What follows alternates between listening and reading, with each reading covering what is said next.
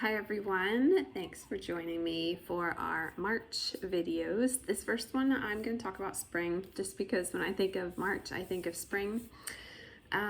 Spring is a time of renewal and new life. I just finished this book called Seasons of a Mother's Heart by Sally Clarkson, so I'm going to add a couple of her quotes in here.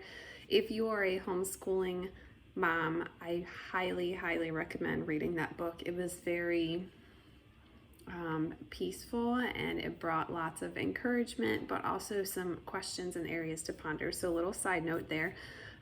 If I remember, I'll drop that title in the description or the comments. So the first quote I'm going to share is, "The only way to make it in the homeschooling life is to reach for God instead of happiness." And that's from Sally Clarkson. And that just kind of really set the tone for me as far as thinking about my homeschool life and my preparation and how much I am putting God first and how much I am doing Bible things with my children, not focusing 100% on just the reading and the math, but also getting those character skills and all those other important areas. So getting back to spring, I thought it would be fun to kind of take advantage if you're in an area where there is warmer weather to do school outside. It's always fun to bring the outside in.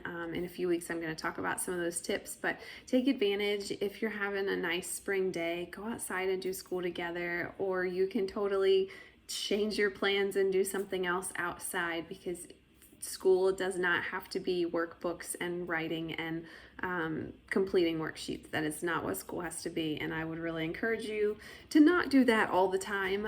Obviously some things need to be done paper and pencil, but there are lots of other ways that you can teach your kids other than sitting down with a workbook. Spoken from a previous teacher. That's been very hard to learn, but it has been freeing as well. I also thought it would be fun if you want to look for some life cycles to study in science. Maybe you could do some nature walks through your neighborhood or go to a park and just have your kids look for different things.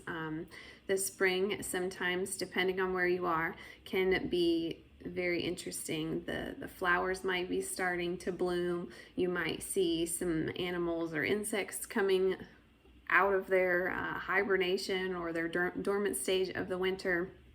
So it'd be fun to kind of look for those things that you can find in nature and then maybe come home and start to study them. Flower dissections are really fun. If you have any flowers, lilies are really the best type of flower so that you can get all the parts. All you need is a really sharp knife. An X-Acto knife like in the craft section works well. In a pinch, you can totally use like a paring knife from your scissors, from your kitchen drawer. But it's fun to actually cut the flower apart and look at all the different parts. And depending on what time of the year it is, sometimes you can really see the different parts really clearly. And some of the parts that are like sticky, it's just fun conversations to have. And if you're a little woozy about dissection, flower dissection is definitely the place to start. I also thought it would be fun to talk about insect life cycles or maybe bird life cycles. You could even maybe incorporate a woodworker if you have someone who's handy with that in your family. Have your kids build bird houses. There's lots of learning that goes into that, and it's a fun activity that they can do maybe with someone other than mom. It's always great when you can find someone else to shed some light on things for your kids. And then I also, I've mentioned in my other videos, Teachers Pay Teachers is a great resource. They have tons of free resources. I think I've bought something from there once in maybe the 14 years that I've used this site. So there's a ton of free resources and you can filter by free when you search. I found lots of things when I just typed in spring. They had different coloring sheets, they had spring poetry, they had math activities, there was different reading comprehensions.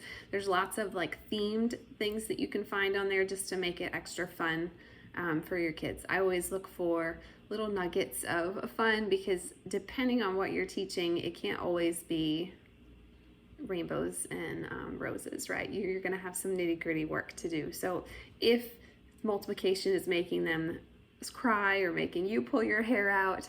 Maybe adding some fun little spring flowers to color after you multiply might help. I don't know.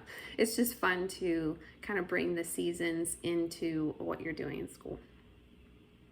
I'm gonna leave you with one last quote from Sally Clarkson. She said, "If you are choosing to be thankful and learning to be content, then you are opening up your heart to joy." And I just love that. That is one thing that we really try and teach our kids, being content and learning and choosing to be content with what you have and your circumstances, because there's lots of things that are out of our control, and sometimes things don't go the way we want. Sometimes we have some hardships.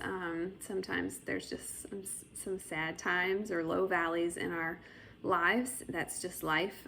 But if we can remember to trust in God and be content with what we have and what we're given, then we can really choose joy and not be so concerned with happiness and being happy all the time. I hope that gave you some value. Happy spring!